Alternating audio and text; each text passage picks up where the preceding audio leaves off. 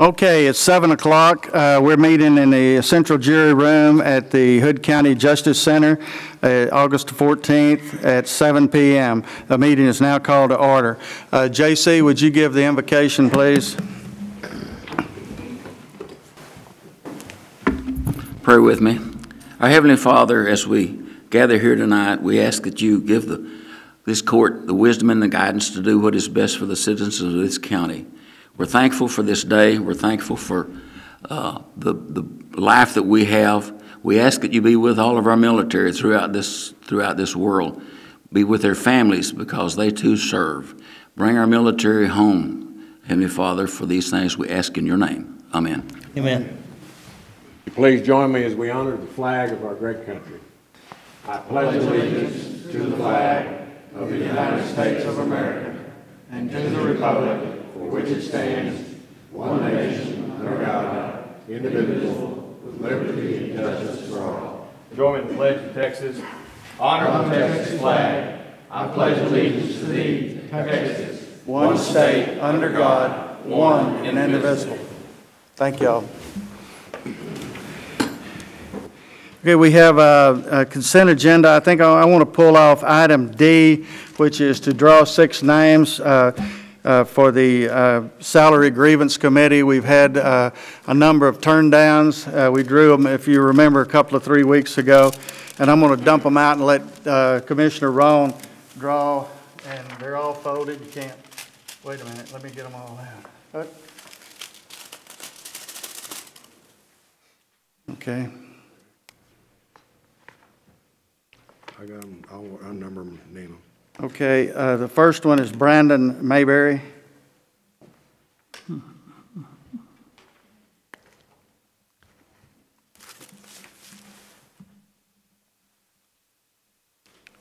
Second one is Mark Sessions Gilbert.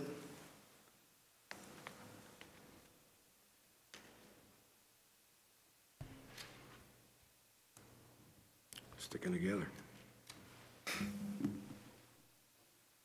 Third is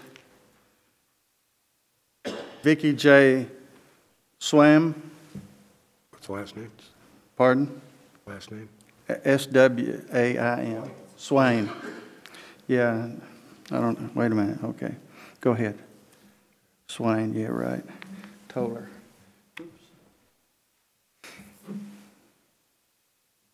Number 4 is Natalie Jefferson.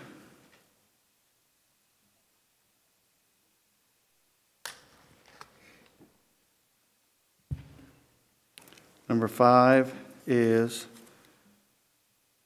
Gabriel Noah Morales.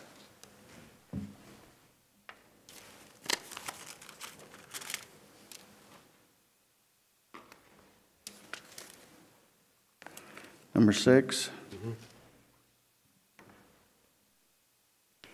Number 6 is Rebecca Moorhead.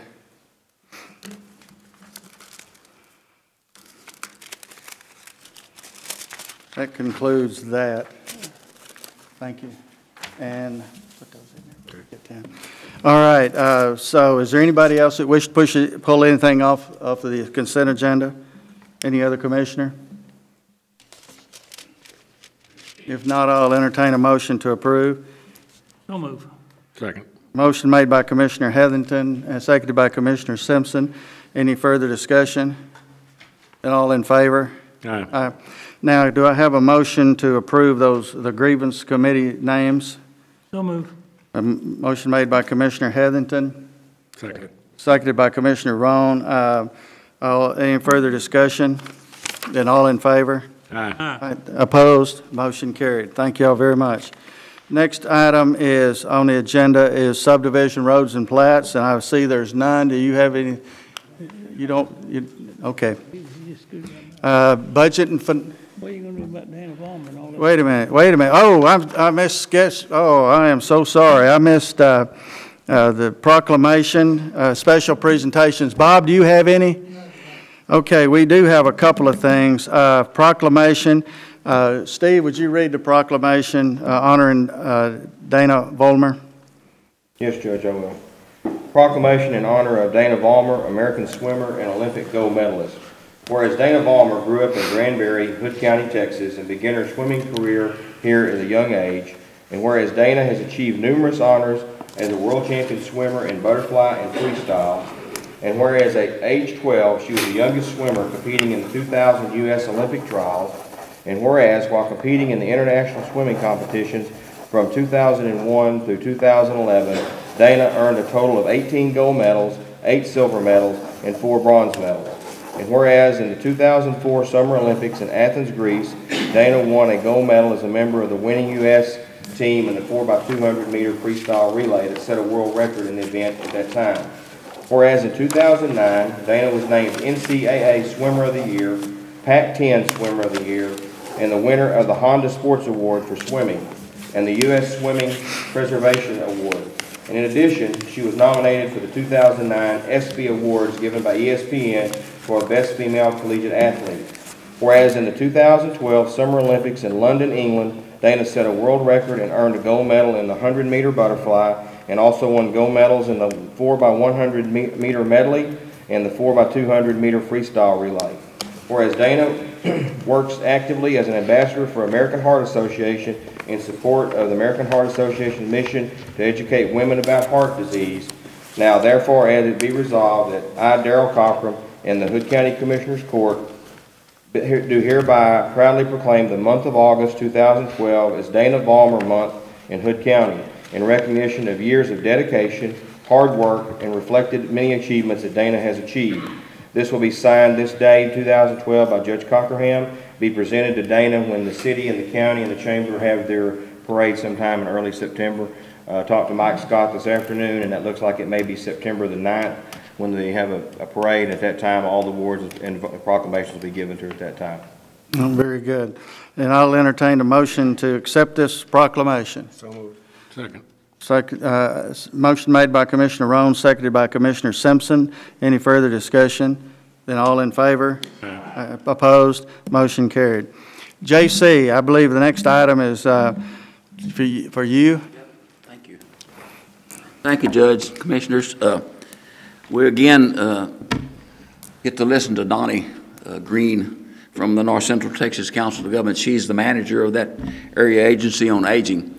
And she's been doing this for 4 or 5 years, I think, coming down and trying to keep the city and the county apprised as to what the area agency on aging has done and is doing. Before I get started, before I introduce her, I'd like to remind the court that a few months ago I passed out some information about the monies that the court has allocated as their apportionment of the funds that comes back to Hood County. And if I remember correctly, it's about the court in the 7 years that since I've been doing this has allocated about $69,000. From that monies that by you making these allocations, Hood County has received $1,882,000 plus something. And I don't have the figures with me, but I think Donnie's got those. But that's pretty good return on your funds. And so I'd like to say thanks, Commissioners Court, for supporting the Area Agency on Aging, and more especially the Senior Center. And tonight, if you would permit me, I'd like to introduce some of our members of the Senior Center Board of Directors. I'd like to ask them to all stand up. All the board members of and Mindy, you're there too. Now these guys, they give of their time. And so this is something that they do. They're businessmen and ladies, and so they help keep the Senior Center up there. And you have them involved in your budget process. So what you do affects them directly, which goes to the Senior Center. Also, Tom Kemp is our coordinator for the ADRC. Tom has been very instrumental in getting this started, and this is what it is. It's a way to get, if you have an issue or a problem, you call a number, and they can take care of that for you. They go disseminate the information out to those who can help you. So, and then we have do we have an ex-board member down back there? Kevin? There, Kevin Myers was an ex-board member. But anyway, we want to thank them, I do, because they do a lot of work and I think we need to thank them for that.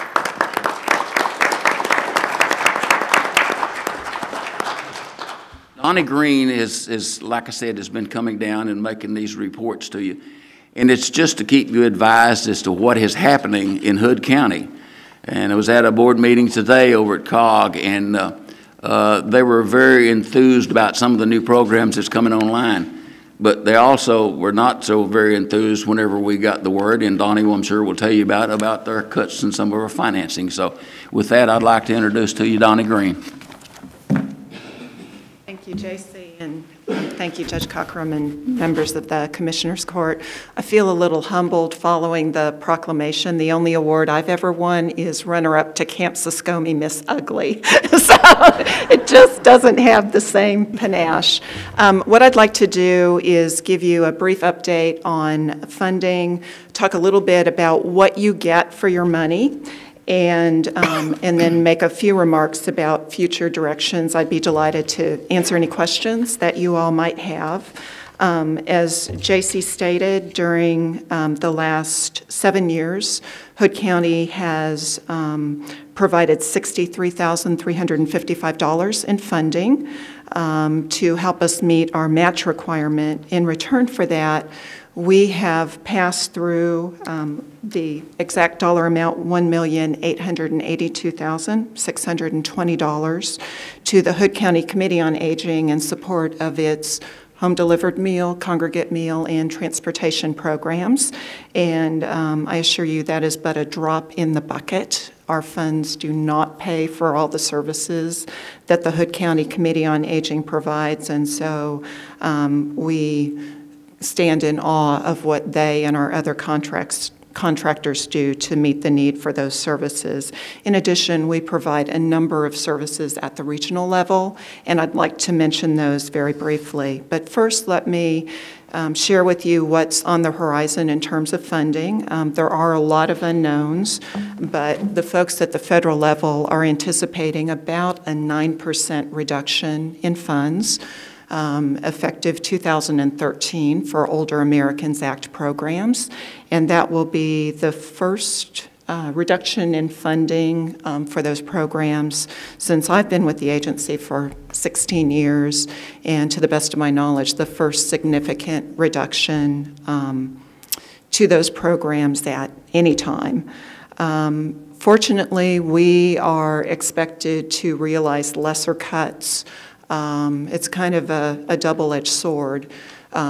Most of our funding is allocated on the basis of population, and as you all know, North Central Texas is growing very quickly. So all things equal, we tend to realize a greater share of funding than other area agencies on aging. So best estimates are that our funding will be reduced by about 3%. We are looking at a reduction of approximately $600,000 at the regional level. We are anticipating, though, that some programs will see few or no cuts. Others will receive deeper cuts. Our best estimates are that there will be no reduction in funding for transportation services, about a 0.3% reduction for congregate meals, and about a 6% reduction to home-delivered meals, which really concerns me because home-delivered meals have consistently emerged as the most critical need among older adults in our service area. Very high rates of food insecurity, people who can't pay for food, can't prepare food, can't shop, have no one looking after them. So as I mentioned, what residents of Hood County get for the money, in addition to support to Hood County Committee on Aging, are a number of regional services. Those include information referral and assistance. We help older individuals, family members who are trying to arrange in-home services, or helping folks who seem to be victims of abuse, neglect, or exploitation. helping people connect with transportation programs, and so on. In addition, we have a very robust benefits counseling program, and we have about 75 volunteers in addition to 3 staff who are kind of strange and wonderful people who love paperwork and love applying for federal and state benefits and really take it as their mission to help connect older adults with the various public and private benefits to which they're entitled. We also have a care coordination program, and typically we work with older adults who are just coming out of the hospital and may have been doing fairly well before being admitted, but now have a new stroke, or they've had a hip fracture and have finished their therapy, and they need some additional supports in order to remain in their homes instead of going into nursing homes. So we send social workers out, and based on our consumers' needs, they can do things like make minor accessibility modifications to the homes, build wheelchair ramps, widen bathroom doorways, install grab bars. In addition, they can provide time-limited homemaker assistance. They can provide emergency response devices. They can provide pill dispensers that help people with low vision or confusion remember to take their pills as prescribed. In addition, we have a number of caregiver programs that provide all of those services and also provide respite care for caregivers. Many of the family members with whom we work have not had a vacation in years because they're providing 24-hour-a-day care 7 days a week. And so we can provide a limited break so that they can recharge and refresh. We also provide counseling. A lot of family caregivers are giving all they have to give and feel guilty that they can't do more. So we can connect them with professional counselors to help them through the emotional aspects of caregiving. We also have some fairly new programs to assist grandparents who are raising grandchildren. And through our agency, we're able to provide legal assistance if grandparents need help in establishing guardianship of their grandchildren. We can help with back-to-school supplies. We can help with respite care that can be used for summer camp or daycare. In addition, we advocate for the rights of nursing home residents. And we also have a very robust program that helps nursing home residents return to the community.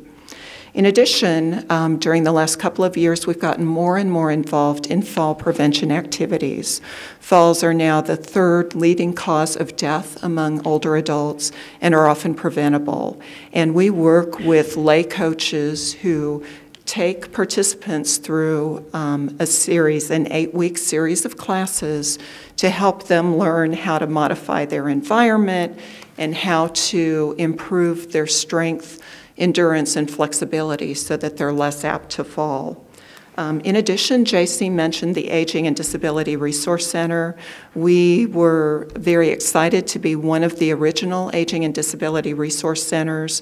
What's unique about the Aging and Disability Resource Center is we work with people of all ages, including children with disabilities, young adults with disabilities, older adults with disabilities, and we don't turn anyone away because they have the wrong disability, their income is too high, they live in the wrong zip code, and those are the kinds of problems that tend to crop up whenever families are looking for services. So we work with all comers and to the best of our ability try to connect them with long-term services and supports that really support their independent living. In terms of future directions, we are putting more and more focus on programs that are evidence-based and have demonstrated effectiveness in improving older adults' health and function. I mentioned the fall prevention program. We've launched a new program through which we contract with pharmacists to review older adults' medications. We find that more than half of folks are taking medications that are interfering with each other.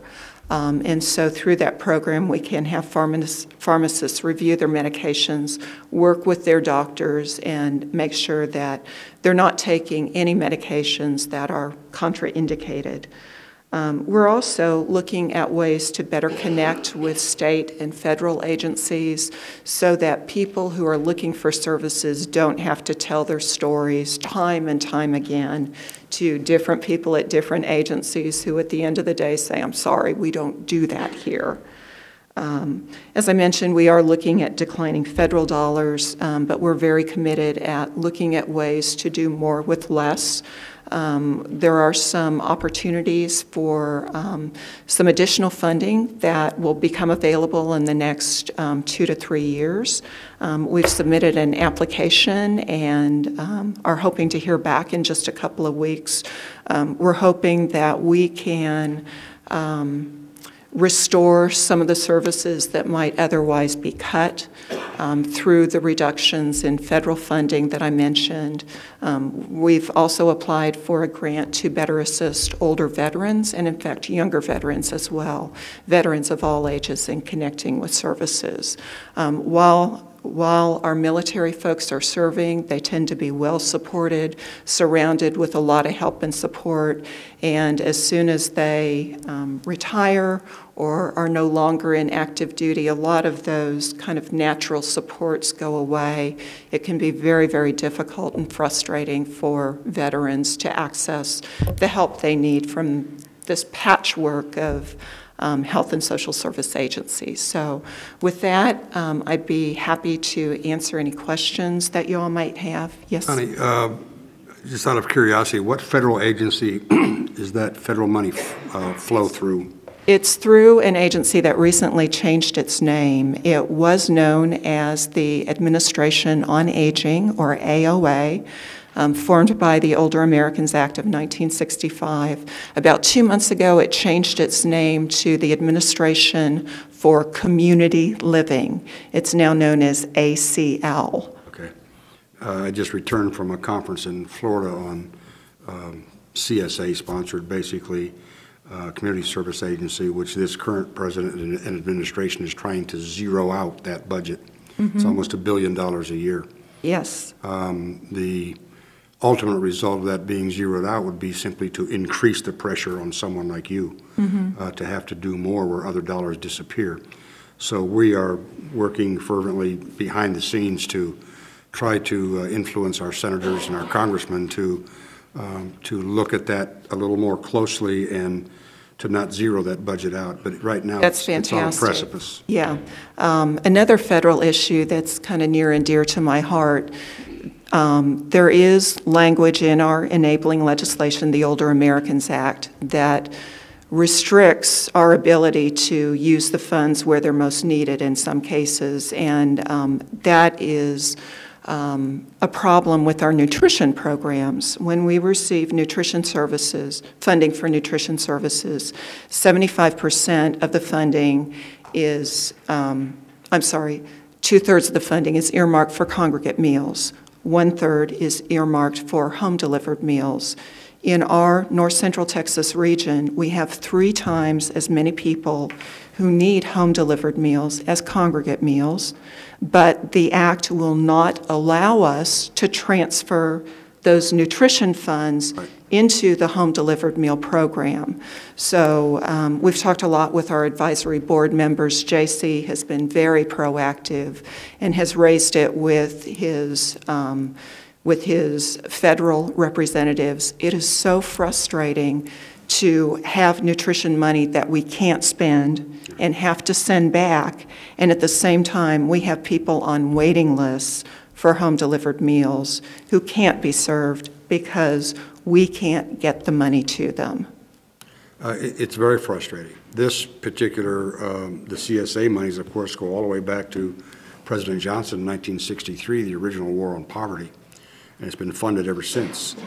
The results of that being zeroed out would not only put tremendous pressure on all the other services, but it would unemploy about 550,000 people coast to coast who are currently working in cities like, or counties like Hood County and cities like Fort Worth and Dallas to make sure these services happen. So it's a quiet storm that people aren't aware of, and I think that we need to help you in any way we can to create, if nothing else, an awareness campaign that gets our representatives on both sides of the aisle and both houses, get their attention and get them to understand what the repercussions would be of lowering the funding in any of those major agencies, because it doesn't make the need go away, it simply transfers the pressure. And oftentimes it transfers it to institutional care, which is not the type of care that most people choose. It's also the most expensive care setting. It's happened locally. I mean, our jails have become our MHMR centers. Yep. As a result of defunding at a state level. So we're fighting on both those fronts. So Thank you. I appreciate what you do. Thank you very much. I believe the next is environmental. James, you want to come up? Citizen comment deal. Oh, is there any citizen that wishes to sign up to speak on any agenda item? If so, they can see the sheriff. Anyone? Okay, thank you. Judge, Commissioners, as a cooperative effort with the Texas Department of Health and the Centers for Disease Control, and after the judge had been notified that there has been so far a single case in Hood County confirmed of West Nile virus, I'm coming before you tonight to give you some general information. And on your screen, as well as the overhead, there is some general information from the Texas Department of Health for prevention. As a county environmental health department, I felt the need to come forward and explain, again, just some general information about what's going on here in Hood County and what the citizens can do to help prevent contracting that virus. I did contact Tarrant County and gather some information from the Centers for Disease Control. And as of right now, it's not an epidemic in Hood County, as you've probably seen on the news, where the Dallas County and Tarrant County are both asking for emergency relief to pay for their aerial spraying. That type of program is coming out of their mosquito abatement programs, where they actually track the spread of or the prevalence of that disease in mosquitoes in that area. As you know, Hood County does not have a program that fits that bill. The individual that was identified here in Hood County, there's no documentation that that individual contracted that within this county. And as you know, about 70% of the working population commutes to the Metroplex.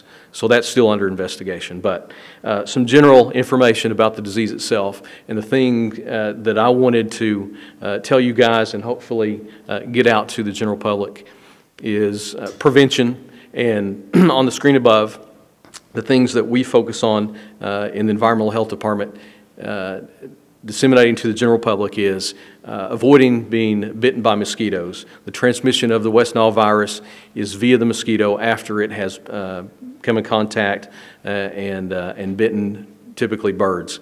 So the four things that we focus on and that we're getting out to the public right now are, avoid being out around dusk and dawn. That is the primary time that mosquitoes are doing their business. Also, if you have to be out, especially construction workers, framers, people that just have to be out there, dress appropriately to avoid being bitten. Long sleeve shirts, pants, those kinds of things. And of course, if you just have to be out there for play or whatever reason, use some insect repellent.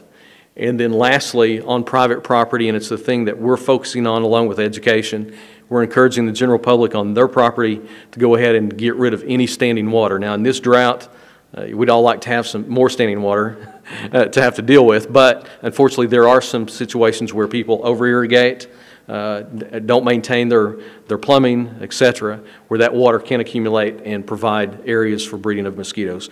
So we're asking that the public focus on those situations, and if they have any signs or symptoms of the West Nile virus that they believe they might be having, and it's similar to flu conditions, along with a severe headache and some neck pain, they should see their physician and make sure that is not something else. So, and I'd be happy to answer any questions. Don't have any questions for James. I just felt like this was necessary since we did have that case, so thank you very much for putting this together, James. Thank you. Okay, next item is consider a budget line item amendments. Good evening, Judge and Commissioners. We're approaching the end of the year, and I think we're going to begin to see some strain on the budgets from various line items.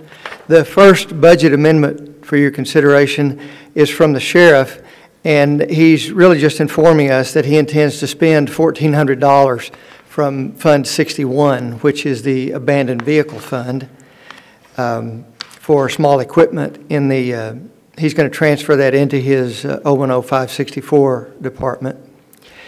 The district judge is asking to move $150 out of medical service into contract interpreter. That was to provide for a Spanish interpreter that was required. The third one, the treasurer is asking to move $45 into supplies out of dues and subscriptions for the purchase of W-2 forms for year-end filing. And then in the treasurer's office to move $500 out of employer-provided insurance into supplies in order to provide for payroll envelopes and binders and other office supplies.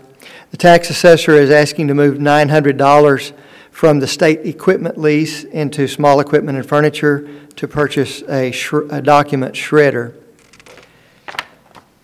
Mr. Lenny is asking to move $50,000 out of contract services and special projects into materials for road repairs. Donald, was that the extension of Pirate Drive that you needed that? The fuel bills are and have been very high all this year. And the sheriff's office is asking to move $22,000 into fuel out of several line items, primarily vehicle maintenance, in order to provide enough to pay for what he anticipates the fuel cost will be for August and September. The county clerk is asking to move $25 out of supplies into contract services, and that's just a miscellaneous item. I'm sure Marlena could provide some additional information if you wish. Then in the maintenance department, building and grounds, they're asking to move $1,000 out of auto repair and maintenance into fuel and oil because of the cost of fuel.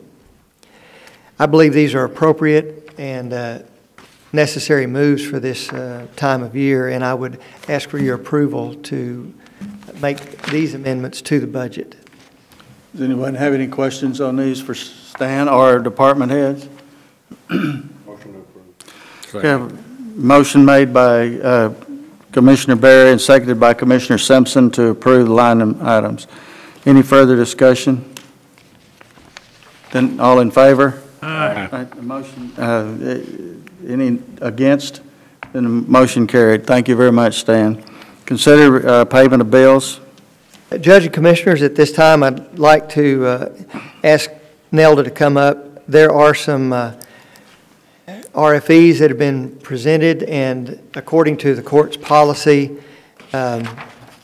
we are supposed to get the court's advance approval before we allow any purchases during the last 2 months of the year. And so for that reason, I'll ask Nelda to come up and address the court on these issues.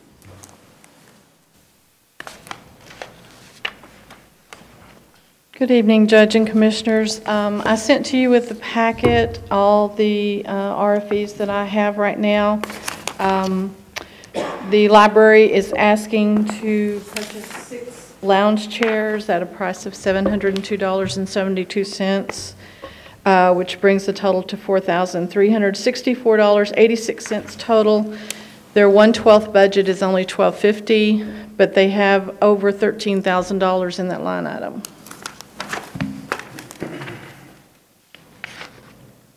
Do them all at once or do them individually? It's however you want me to. Let's do them all at once, unless somebody wants to pull one off. We can see if we hear, as we hear. Okay. The next one is from the tax assessor. She is wanting to purchase it's called a confidential document container. The price from Martin's is $289.99. Her 1/12 budget is $441.67. The current balance there is $402.59, which she would have enough to cover it. The next one is for the 911 addressing. They have a special project they're about to do. She has $844 in her budget, but she needs about, I think, 16 different color cartridges to do this project. It's a total of $616.56. Her 1/12 budget is only $83. And then the last one Have the money in the budget line? Yes, she does. Last check, it was $844. The last one is for Judge Watson. She is asking for a steel slant shelf for a total of $379.99. Her 1/12 budget is $208.33. And I don't know that Judge Watson is here tonight, but I know is she? Oh, there. So I know this is for some of her records. And that's all I have. Motion approved. Second. And now I have a question. With this being more than some of their 1/12 budgets, anything for the rest of the month, is this in addition to, or is this wipe them out? I just need to know for tracking purposes. Same rule applies, doesn't it? Depending on the balance left in the account. Based on the balance. If there's money there and there's a need for it. If there's money there and they can validate a need, they can make the exception for the 1/12. If it's under the 1/12 and there's money there, that's still their budget. All right, thank you very much. All right, I have a motion made by Commissioner Barry, seconded by Commissioner Roan to approve these purchases. Any further discussion? And all in favor? Aye. Opposed? Motion carried. Payment of bills. Judge and Commissioners, the total of the bills for your consideration tonight come to $451,036.48. Of that amount, $2,812.44 is for adult probation charges, and that is so that we can give them a public hearing. Attorney fees, court reporters, visiting judges and the like continue to be expensive. That is $29,053.19. To Ben E. Keith for jail groceries, $10,990.46. To the City of Granbury, $49,993.74 for utilities. And I would point out that as they had projected, the electric bill on this building is quite high. 3 times what it was before. Many times what it was last year. Then to election systems and software, $15,190.78 for contracted election services. To Ergon Asphalt and Emulsion, $167,163.46 for road building materials. Fund 59 is something that I use to track what goes on with the property in Acton. And I just wanted to let you know that when it comes down to the end of the year, we collapse Fund 59 into the general fund because it's really not a separate equity fund, but it's a different activity, and so we try to track the transactions out there. And that account has accumulated $10,000 more than it needs, and so I would propose to transfer that $10,000 back into the general fund. To Vulcan Construction Materials, $21,117.40 for road ops materials. And I have provided for the court and for the treasurer a payment warrant for each item on the list of accounts payable. I recommend them for your approval. I'd be glad to answer any questions you might have. Move we ratify paying the bills. Second. Have a motion made by Commissioner Heatherington, seconded by Commissioner Roan to pay the bills. Any further discussion? Then all in favor? Aye. Opposed? Motion carried. Thank you. Consider and take appropriate action. What we need to do is open a public hearing on the proposed bond rate, and I have a packet here that what we mentioned last time is that we are going to accept the effective tax rate.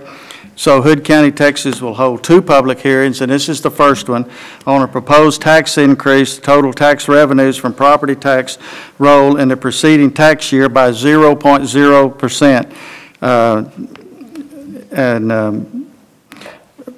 Let's see, and your individual taxes may increase to greater or lower rate or depending on the change in the taxable value of your property in relation to the change in the taxable value.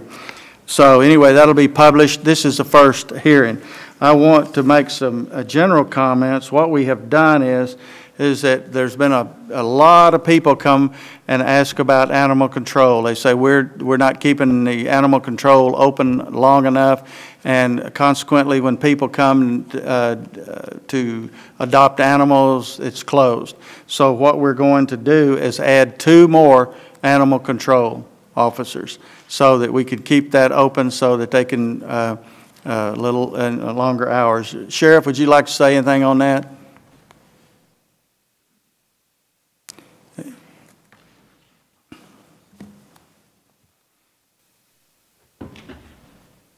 Judge, Commissioners, I appreciate the consideration on that. There's a lot of things that are always growing and going forward in the county, and that's definitely one of them this year with animal control. This way we will be able to help the citizens get out there later times during the week and Saturdays and be able to adopt out more animals. It'll definitely make a difference. None of those people working out there like to put any animals down. So all the adoptable animals will be able to work that much extra hard to get them out there with your help to do this. And it's unfortunately taken extra man hours just because of the workload that we have with a lot of things going on during the day. When somebody's arrested, then we impound their pets, and that happens day and night. The rabies calls, the vicious animal calls, a lot of different things like that. So it's a growing business out there, so we appreciate your consideration on that.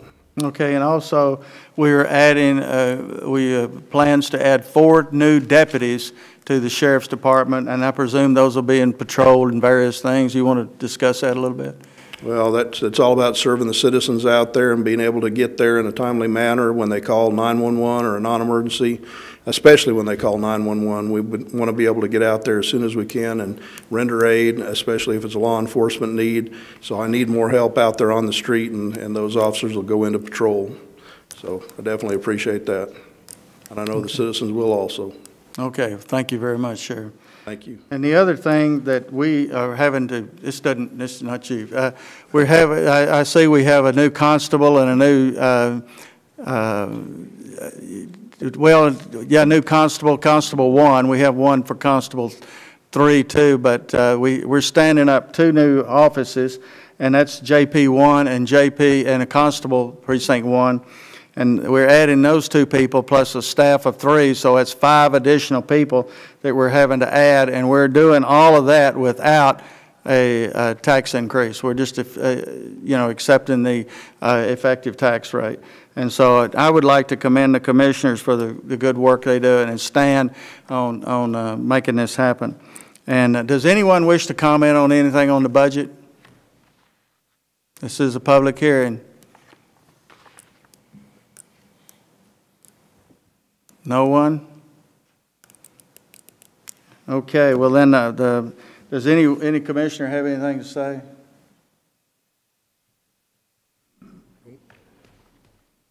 Okay, well then the public hearing is closed on, that's our first public hearing. We'll have one more. And so the next item is discussion, take appropriate action to re-adopt the notice and ordering the bond election per Dan Culver. Stan? Judge and Commissioners, this is a relatively new statute, and as I was discussing with Dan Culver, the little light dawned on him, and he said, this has to be adopted within 90 days of the election in order to be valid. And so we jumped the gun, unfortunately, when you adopted this on July 24th, that is. And so Dan has asked that I bring it up to you again because the election will be in November. And now we are within that 90-day window. So it is the same order, but in order for it to be effective, I need to ask that you approve it again and sign it with a new date of today's date. Okay, this bond election for county is held under Chapter 1251 of the Texas Government Code, Section 1251.003, provides that a bond election shall be called not more than 90 days, and that's what he's talking about. So I will accept a motion to re-adopt the notice. So moved. I have a motion made by Commissioner Roan, seconded by Commissioner Berry. Is there any further discussion? Then all in favor? Aye. Opposed? Motion carried. Thank you very much. Consider salaries, and we're still in the stages of discussing all of this, and so what I want to do is to table this until a later date, and then we'll publish that. And I believe, Stan, doesn't that have to be published something like the 27th or something like that of the month, something like that? I believe so, Judge. I think the law just says sometime before the budget is adopted. Okay, so we'll do it then. But I'd entertain a motion to table. I have a motion made by Commissioner Berry and seconded by Commissioner Heatherington to table this. Is there any further discussion? Then all in favor? Opposed? The motion carried. Thank you. We have one more item, right? Oh, you got several more. Several more? Okay. On my paper. Well, shuffling all these papers, I have now misplaced my, okay. Miscellaneous, discuss the appointment of a reserve deputy. Dwayne?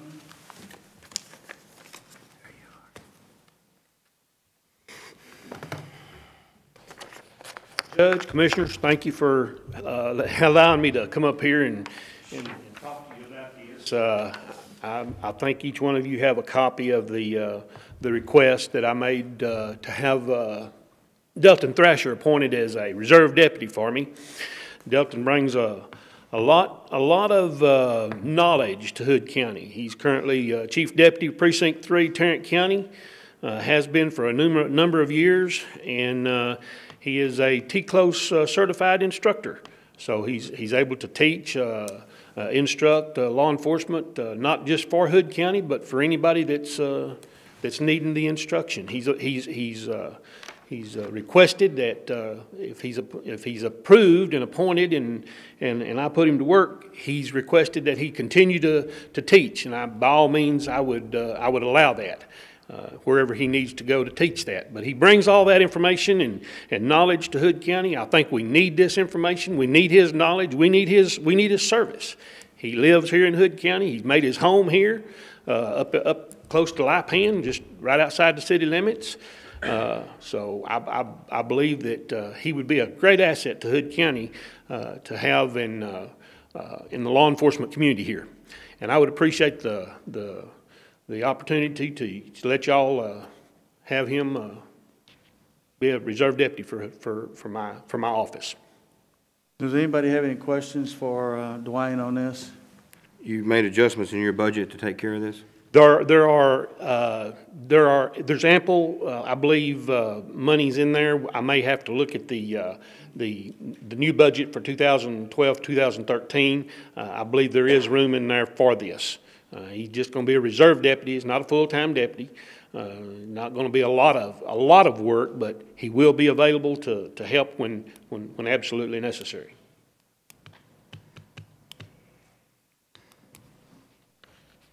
Okay, any further questions? Motion approved. I have a motion made by Commissioner Simpson. Do I have a second? I'll second it with a question. I suppose it'll be handled the same as the sheriff's reserves and for liability purposes, Bob, for risk management, for insurance purposes and so forth? Okay.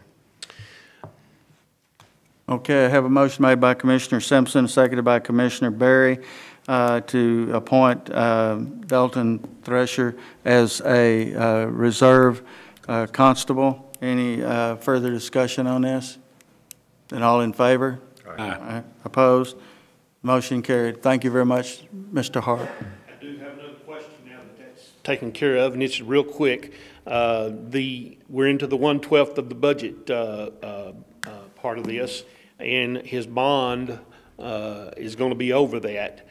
Can I just make that request through purchasing as previously done tonight to get the bond and stuff taken care of? Yes. It's within my budget. It's just not within the 1/12. Just work that out with Nelda and Stan. Bring it back in 2 weeks. You'll bring it back to us next time for approval. Appreciate it. Thank you very much. All right. Item environmental health. James, are you still here? Yep.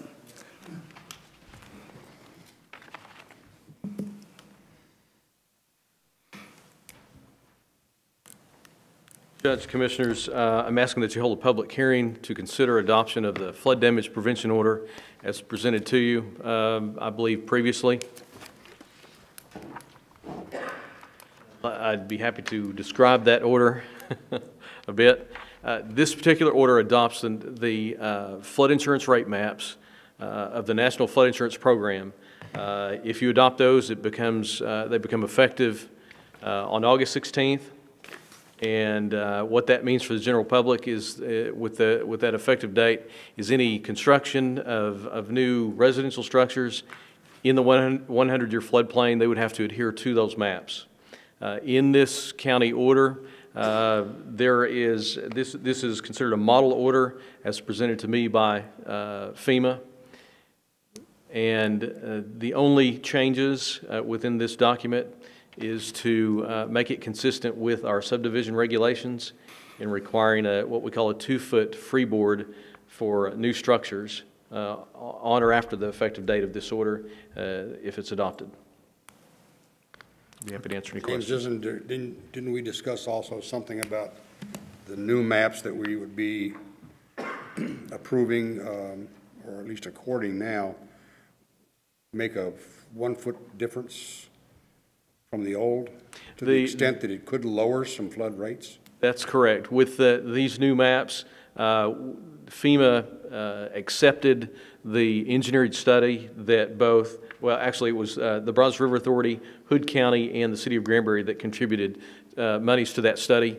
The hydrologists with BRA and their group did that engineering study and presented that to FEMA, and they accepted that data, and it effectively, that study was for Lake Granbury only and not its tributaries, but it effectively lowered what we call the base flood elevation, or the 100-year floodplain, by about 1 foot. In some places a little bit less, in other places a little bit more.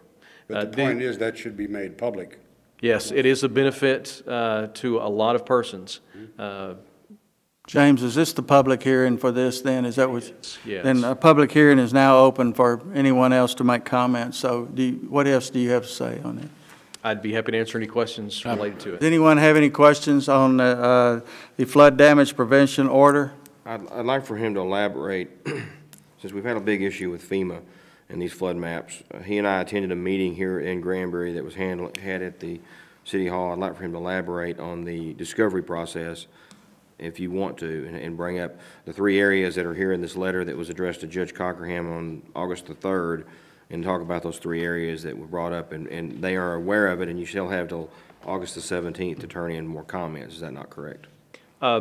Yes, the survey that you and I particularly looked at, I believe the deadline was August 10th, and that we responded to. But the areas of concern that he's referring to is particularly Rough Creek, Robinson Creek, and remind me of the third area. Rough Creek, Robinson Creek, and then Rough Creek at Spanish Trail and Heritage Heights. Yeah. Okay. Rough Creek at the bridge, at the flooding source studied, the BFEs, and then Rough Creek at Spanish Trail and Heritage Heights. There's a residential that has 2 certification letters. Sure. And it talked about Robertson Creek. And the 17th is they're accepting comments from anyone, the commissioner or the judge or any public person till August the 17th, okay? Very good, very good. Yeah, those, during that meeting process at City Hall, myself, Jeff Young, Steve Berry, and some other individuals from the county did participate and show up for that meeting. We met with some representatives from FEMA, which is basically some engineering firms, and we presented to them and identified on some of their maps these areas of flood concern, and the areas that were mentioned were explained to those individuals as being areas that we had concerns with.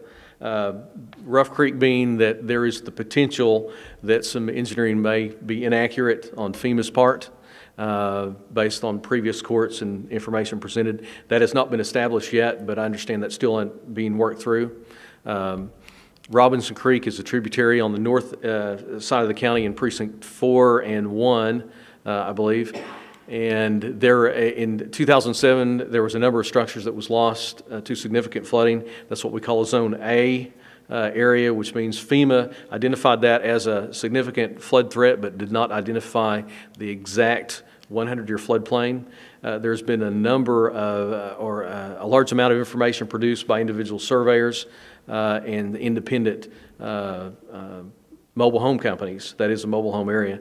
And that has not been incorporated or accepted by FEMA at this point, so but it was identified, and they are looking at those areas, and hopefully Hood County will gain some engineering out of that at the cost of the federal government. That's what we're hoping for. It was also asked in that meeting that James and I were standing shoulder to shoulder there, why we would want to accept maps that were, some of the taxpayers thought were incorrect. And the reason that he gave us back from the FEMA office from the discovery meeting was, if you don't accept them, then you have a lot more people, 400, and how many, you know exactly the number of people that are on flood insurance have a chance of losing their flood insurance. Right. That's correct. Also, the engineer, and one thing to remember that FEMA really explained to me, as well as some other engineering individuals, we don't know at this point that those maps are incorrect. Most likely they are, all indications point to such, but the engineering that was produced by an independent firm has not been presented to FEMA for their staff to review and corroborate with. So as of right now today, the information that we have, these new maps are the best available data and are considered true and accurate for our purposes. The question was posed to them is, how would they proceed if an engineer brought this information forward? They said most engineers will work within the federal government with FEMA. Let them put this information forward, and then if it's correct, it will help the Spanish Trail and Rough Creek area, then come back and ask for reimbursement. To this date, FEMA has never reimbursed a county for a bad map, he said. But then we could go back and reimburse this engineer for the work if it saves 40 or 50 houses, if it's correct. But he said, how do you know it's correct? Why would you buy data that you didn't do an RFE or an RFQ for? So, you know, that was brought up and talked about for more than an hour, but the letter does state that Judge Cochran received, there's 3 areas that have been pointed out in the discovery that we feel are not correct, and we'd like for them to go back and relook at. Okay. After you heard the additional information, the public hearing is still open. Does anyone wish to comment? If not, the public hearing is closed. I will accept a motion to approve the flood damage prevention order. So moved. I have a motion made by Commissioner Heatherington and seconded by Commissioner Berry. Any further discussion? Then all in favor? Opposed? The motion carried. Thank you very much, James. Thank you. Consider and take, consider request from tax assessor collector to approve the purchase of a shredder. Didn't we do that, or that was something else? That was just the budget line amendment. Oh, okay. Good evening, Judge and Commissioners. The money that I asked to be transferred was actually so that I could purchase the shredder. In the court packet, I believe that you have a copy of the specs on this shredder as well as the pricing. The list price on this shredder is right at $1,900. Martin's has quoted $899.99, so that $900 that we transferred would cover that. However, it would go obviously over that 1/12 budget for that line account because we didn't have any money in that line account to begin with. The reason that I want to buy this larger shredder is because I have a temp right now who's just kind of working as we need her to, and part of what she's doing for us is shredding. We have about 3 copy paper box fulls of daily receipts each month. Those are only required to be kept by the state for 45 days. We keep them for about 6 months and then shred them. We keep them a little longer just in case. But we are trying to, keep all of that shred kind of as we go so that we don't have to pay a shredding company or somebody to come out and take that stuff away and shred it. We have some small shredders in the office that are, approximately $200 when you purchase them. We've actually burned up several of those since I took office. They just don't hold up. Also, with remote deposit, we have those checks that don't go to the bank that we have to shred. And so it's real important, that we do some shredding along. Those checks get submitted electronically to the bank, and then after 45 days, we shred them. So that, people's driver's license numbers, bank info, and all that's not laying around. Anyway, when the temp comes in and does shredding for us, she actually has to do it in small volumes, and she has to go from one shredder to the other to keep them from getting hot and burning up. So I'd really like to make this purchase of this shredder so that we can stop wasting money on the smaller ones. With what we pay for shredders, wouldn't this pay for itself pretty quickly? I believe it would. I think I've purchased probably 6 or 8 shredders since I took office, and most of those were around a couple $100. What we pay for outside service, too. Yes. Bring a shredder in. And we actually had adult probation do a bunch of shredding for us back a while, so we've cleaned out the storage cell of all that stuff that can be gotten rid of at this point. So now, our objective is to just try to keep it shred and out of here. Right. So that we don't have to pay to get rid of it. Any further questions for Teresa? And I'll entertain a motion to approve this purchase of the shredder. So moved.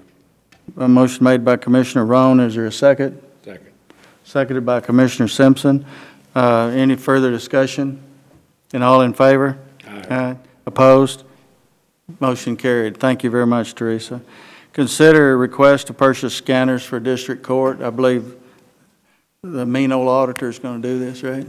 Judge and Commissioners, the judge has asked that I present this request on his behalf.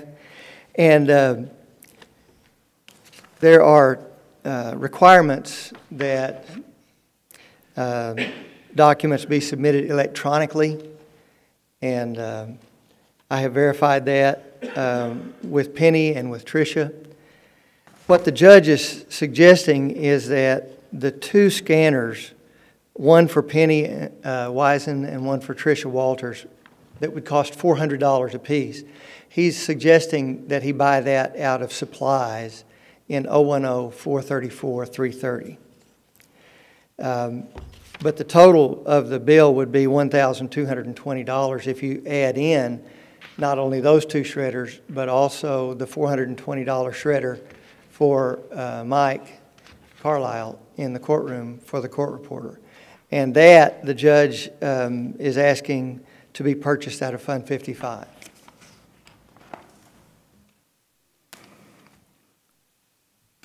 All right, do we have a motion? He's buying 2 out of his own supply line and he wants to buy 1 out of Fund 55. Yes, sir. Motion approved.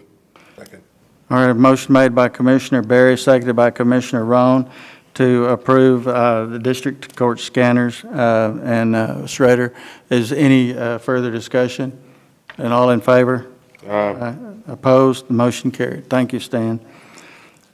Jackie, discuss and take appropriate action regarding replacement of the UPS battery backup supply located in the network operations room on the floor 3 of the courthouse. Had this battery backup supply for some time now. We actually had moved it from our offices on Highway 51, and we've lost this power supply about 3 or 4 times now.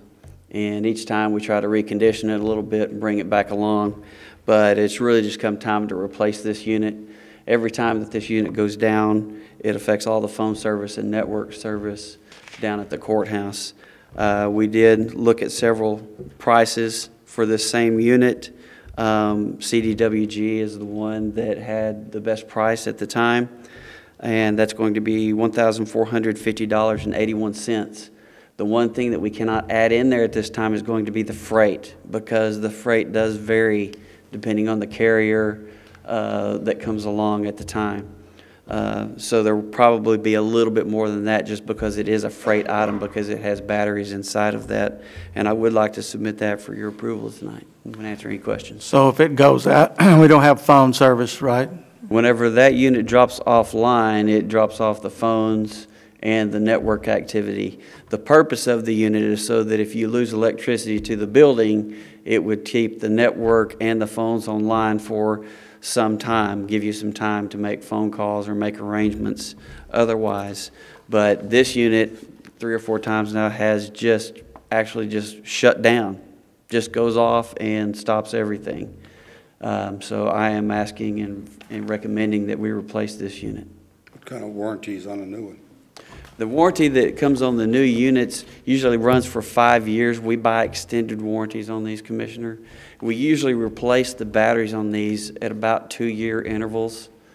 About 5 years is really about a good amount of time that you're going to get out of one, depending on how many storms that you have come through the area, how many times it's absorbed any kind of a lightning strike or anything of that nature. How old is the one we got now? That one predates me, so I know that it was here whenever Highway 51 was there, whenever we moved them. I would probably say that that unit is at least 5 years old at this time, because it is an older unit. And I did not go back and look at the exact age on this one, but I do know that it is an older unit, one of the older ones that we have. Something we got to have. All right, I will entertain a motion to purchase this UPS backup for the courthouse. Any? So moved. Motion made by Commissioner Simpson, seconded by Commissioner Roan. Any further discussion? Then all in favor? Aye. Opposed? The motion carried. Consider and take appropriate action regarding allowing a payroll flyer. Treasurer. Good evening, Judge and Commissioners. I come before you tonight within the policy guidelines of Hood County as established by the Commissioners Court. I believe that Mary Sutton, the County Judge's Administrative Assistant, sent a flyer to each of you about this. I was paid a visit from our county depository president of the bank last week, and they are offering at this time some extended benefits to the government entities that have a depository contract for their employees of those entities. It's a great group of benefits. I want to stress that this is not an endorsement for any of our employees to bank with First Financial Bank. It is simply an extension of benefits because we are one of their depositories. They are our depository. We have a contract with them. One of the things that was not mentioned in the flyer that I wanted to make sure that the court was aware of, and I will put it in the flyer if approved, is that they are offering a $100 deposit to our county employees, and there are no strings attached. I asked the bank president specifically if there was any strings attached, if that meant they had to keep their deposit open. The answer to me was they are willing to take the risk that they will stay with that bank. So there are no strings to the county or to the employee. I ask your permission. I did mess up on the date, and I apologize for that. That should be 8/17 payroll. I got the date confused with the court tonight. Okay, I have a motion to approve putting this flyer in the... So moved. Second. Motion made by Commissioner Berry, seconded by Commissioner Roan. Any further discussion on this item? Then all in favor? Aye. Opposed? Motion carried. Thank you very much, Kathy. Information technology, again, regarding charter business. Judge and Commissioners, earlier in the year, we decided to move forward with connectivity with charter business communications to tie in with some of our remote offices, also to provide us with our internet bandwidth. And at that time, I also had discussed the possibility of moving forward as our contracts came due with telephone service from charter. The telephone service that I am recommending is not at this time our fax lines or our lines that run our credit card machines, but it is the lines that do connect to our MyTel system, which pretty much feeds every office in the county. We have 3 of those lines, and right now, if we go with charter, we stand to save a little over $1,000, around $1,200 a month, which in savings on what we're paying right now. I've added that up. We're looking at a little plus on the side plus of $12,000 a year in savings to the county. Some of my counterparts in the area have already taken action on these items, and I'm recommending this for your approval. The service will stay the same. Our calling areas will stay the same. Our long distance carrier will stay the same. The dial tone on the phone will stay the same. The only thing that we should see any difference in is the cost, which we should see go down. And I would like to recommend this for your approval and answer any questions that you may have at this time. Motion approved. A motion made by Commissioner Simpson. Do I have a second? Second. Seconded by Commissioner Berry to approve this. Anytime there's a cost savings, it seems like it's a lot easier. Have you noticed that? I have noticed it every time. Yeah. Any further discussion on this? Not used to that. Then all in favor? Aye. Opposed? The motion carried. Thank you very much. Wait a minute. Oh, I'm sorry. Consider and take appropriate action to authorize Director of Information Technology to terminate the PRI service. That's right. Whenever we do successfully transfer all of these lines, Judge, I do need the permission of the court to terminate the lines that we have with AT&T. Normally that termination does not have any signature attached to it. It's just done via email. So there is nothing to sign. I just need the permission of the court and their authorization to do that. So moved. So moved. Second. Anything? All right, I have a motion made by Commissioner Heatherington, seconded by Commissioner Roan to terminate the PRI services with AT&T. Is any further discussion on this item? Then all in favor? Aye. Opposed? Motion carried. Thank you very much, Jackie. The last one is consider and take appropriate action regarding the indigent health affiliation between Hood County and the Granbury Hospital Corporation. Hold on 1 minute.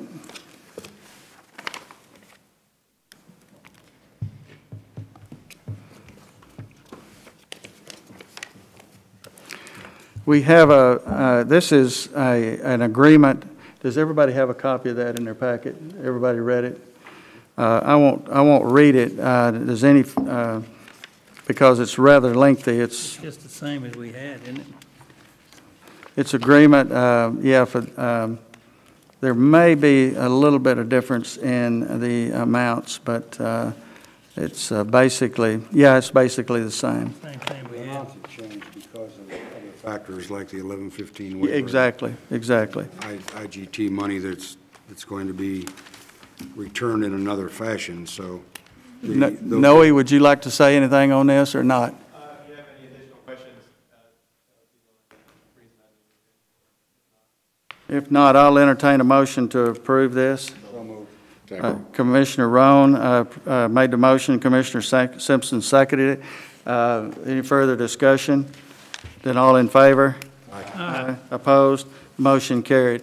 It is now 8:15 and we're adjourned.